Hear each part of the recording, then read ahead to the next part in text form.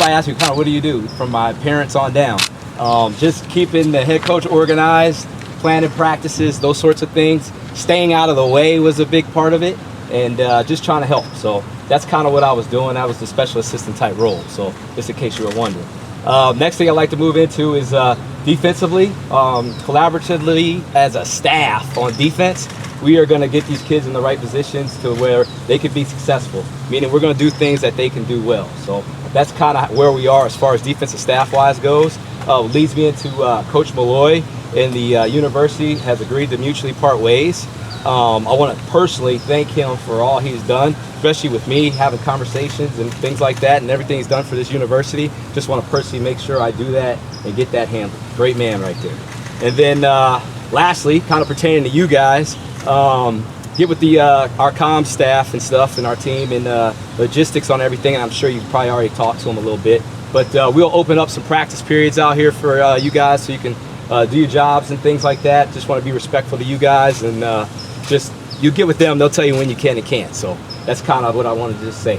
All right, I'll open it up for any questions. Y'all don't have any questions, I'll get out of here. No, I'll start here. Can you tell us, just set the scene of how you found out you were going to be taking over? Who told you, when it was, and your reaction? Yeah, so now it was Sunday, right? We played Friday that week. Yeah. It was Sunday, just Sunday morning. Every Sunday I actually watch college football clock situations. So I was in the middle of doing that, and then had a conversation with Martin. Had that conversation, and then the staff found out, then the team found out, and then we went through the rest of the day. So that's kind of a blur because my life kind of changed a little bit once that happened, but that's kind of how the order of the day, how it kind of went. And you were obviously close to Coach Foster, so how were you feeling in that moment, and taking over for a close friend in difficult circumstances? Definitely. Anytime there's an interim head coach, it's never a good thing, right? Something's not right. So Coach Foster's like a brother to me, always will be. He's a part of my family. He's been to my parents' house and had my mom's cooking. That's how close we are. So definitely wasn't just great feelings and things like that, but we both know we got to move on. We're football players and football coaches, so we know how this business goes. Every second you can't waste. So definitely embrace each other, and then we move forward. Can you say anything more about the Coach Malloy situation? I mean, he was a very well-respected figure here, universally liked. Just seems a little unusual that he would leave at this moment. You hit it on the head. Very well liked and things like that, but I really don't know the whole story behind it. I wish I could tell you more, but I honestly don't know. So will you kind of be the acting defensive coordinator, or you mentioned collaborative, but will you? So in my mind right now, we are in training camp, and then next week we'll be getting ready for the first game. That's how I'm seeing things right now. So we are working through stuff right now in training camp in my mind, and then as we get into next week, we'll figure out exactly how we're going to do this thing. Was he the only coach who's departed? Coach Malloy? He's the only staff member to have any announcement to talk about or anything like that right now. Okay, yes, and then sir. Player-wise, can you tell us, have any players signaled their intentions to either redshirt, hit the transfer portal, and what have those conversations been like? Yeah, unfortunately, that's the state of college football now, right? You get, once a head coaching change happens, you have that 30-day window and things like that. What I'll say to that is I've had very positive conversations with our guys. There's nothing to announce or report that way. We're going to practice today. The squad's here, the healthy bodies will be out there working, and that's a day-to-day fluid situation. This university, this campus, this coaching staff has a lot to offer to these guys. You remind them of that, and they see it. They see how our energy is every day, and we're just going to take it one day at a time and keep on working. The work never stops. Is the whole roster, do you expect the roster to be here today? Like, the people who were there Friday, you expect them to be here? We've already checked in. We've had a lot going on this morning. Yeah. So, yeah, this is the final piece. Getting to practice and then, take a deep breath. But we've had breakfast. We've been in there. Guys are doing their hydration testing. There's a lot of stuff going on before we actually hit the field. So I already know that who's here and who's not. Obviously, you have guys that it's a season. We played 3 games that aren't healthy and stuff. They got to do rehab and things like that. But everybody's checked in. Fresno State, you obviously were in similar situations. The interim had a lot of experience with this. What did you take from that experience that's going to help you here? I think the big thing, this being my second time really doing this, is just having answers to questions. The first time somebody asks you a question, you're like, oh yeah, I guess I have to answer this now. So give me a day or two and then I'd answer it. Now I have answers already on top of my head. I've experienced it, you know what I mean? So it's a lot easier for me to communicate to the guys and kind of help them through the transition and things like that. That would be the number one thing. The main thing that helps me is like I already have practice plans and formulas and things we need to do day to day. I don't have to think that on the go like I did last year. So that'll set me in a much better place, and I already feel like I'm ahead of where I was last time. What's been your message to the players to get them together and move forward in a positive direction to win games? Yep, kind of what I was telling you. We're going to reset. We are completely reset. We are in training camp right now. We're not going to dwell on the past. We're not going to dream about the future. We're going to worry about right now. So we're in training camp right now, and then once we finish this week off and get done with training camp, we're going to get into week 1 of the season. That's how our mindset is. We've got to move on from all the sadness and things that are going on. We have to get ready to play a game. Nobody is feeling sorry for us. We understand that. So it is time to get through training camp, and then we'll get ready for week 1. And how do you make sure, guys stay motivated knowing there's still 9 games left on the schedule and they're not dwelling on it? You hit it on the head. There's still 9 games left. There's a lot to be motivated about, And these guys, they have some inner pride. They care what's happening. So the motivation is there. That's not going to be an issue at all. And everybody knows once you're a football player, from when you're a little kid, you're building your resume off of what you do. People judge you off of what you do out there on that field. So we're just going to go out there, play fast and hard, and let the chips fall as they may. Would you like to be a head coach somewhere permanent, have a permanent job eventually? Is that a goal for you? I'm one of those people, if I'm doing something, I want to get to the top. So if that's the top of the mountain, this profession, I want to do that. So if whatever job it is, I'm going full speed ahead, that's just my nature. I actually experienced this last year, full season. I enjoyed it.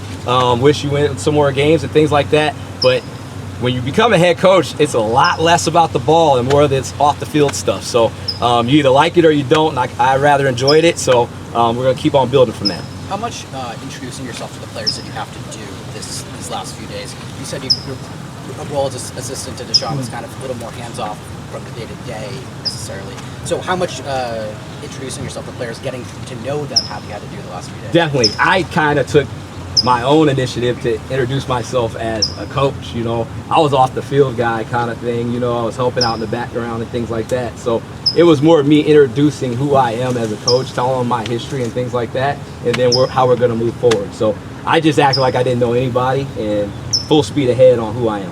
What needs to change to win games with this team?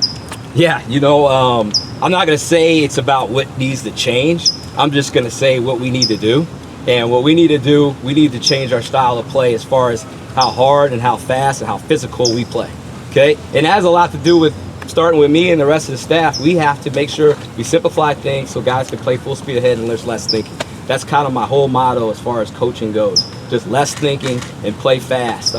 There's critical situations, things that we have to take care of. We have to win in the red area. We have to win the kicking game. We have to win the turnover battle. We have to limit the penalties. All those things that go into the game. But really, honestly, all I really care about is our style of play.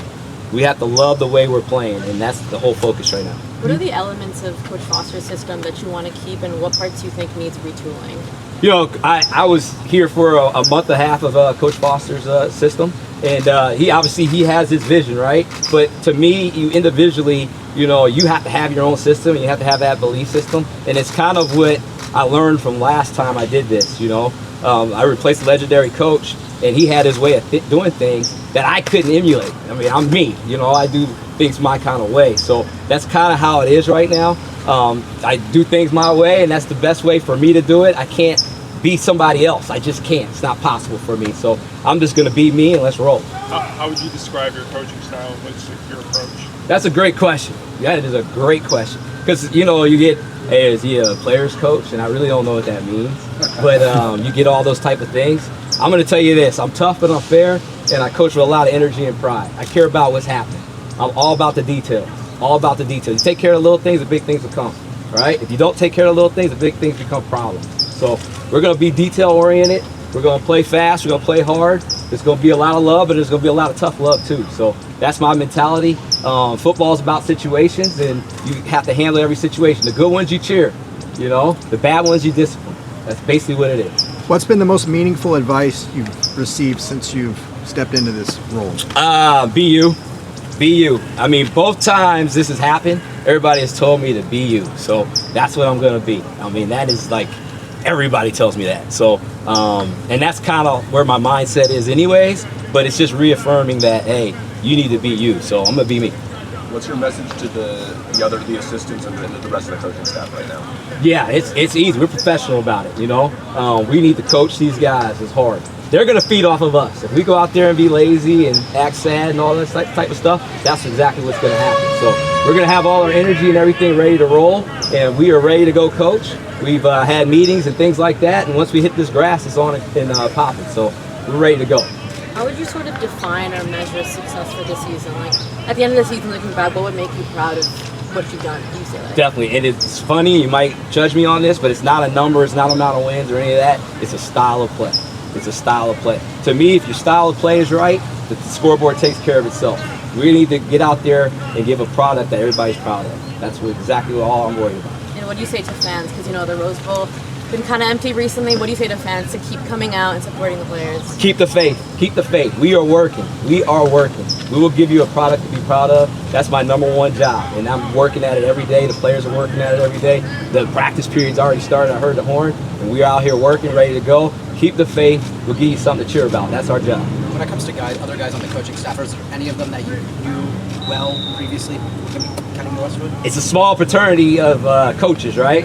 Although there's a lot of schools, a lot of coaches, but we all go to the same conventions. We all are doing recruiting. We all kind of recruiting the same guys. So we all kind of know each other. Some you know a little better, but we all kind of have somewhere. Like, I remember we was at this school together, or man, remember we were at the convention and da-da-da. You always have some kind of relation thing like that going. So I know a lot of the guys on the staff. With the recruiting class, obviously some guys have already decommitted. No, you can't talk about specifics, but what is the approach now with the staff that many of them may be looking for new jobs after this year with maintaining that recruiting class for UCLA? No doubt. And what's crazy, everybody talks recruiting right now and they think about the guys that aren't here, but we have to recruit the guys that are here. Right. That's where it all starts. So for me, my recruiting side of things is starting with those guys all out there on that practice field right now. And then the guys that aren't here right now, the coaches, and we have a full recruiting staff.